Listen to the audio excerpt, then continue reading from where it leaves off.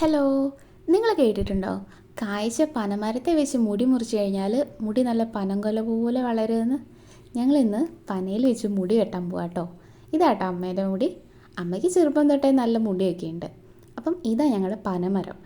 ഇതിൽ 2 പനങ്കൊല ഉണ്ടായിട്ടുണ്ട്. അപ്പോൾ അങ്ങനെ പനങ്കൊല ഉള്ള പനമരത്തെ വെച്ചിട്ട് മുടിയുടെ തുമ്പ് ചെറുതായിട്ടൊന്ന് വെട്ടിക്കൊടുക്കണം. ഞങ്ങളിവിടെ നല്ല മൂർച്ചയുള്ളൊരു ബ്ലേഡാട്ടോ എടുത്തത്. അതാകുമ്പോൾ പെട്ടെന്ന് തന്നെ മുടി മുറിക്കാൻ വേണ്ടി പറ്റും.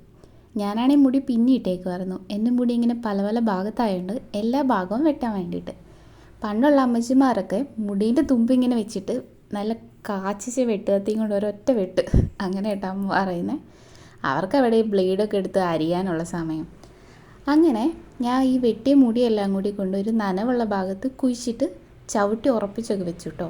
മുടി ഇങ്ങനെ നനവുള്ള ഭാഗത്തൊക്കെ ഇട്ട് കഴിഞ്ഞ് കഴിഞ്ഞാൽ നല്ലതാ, മുടിക്ക് നല്ലതാ എന്നൊക്കെയാണ് പറയാറ്.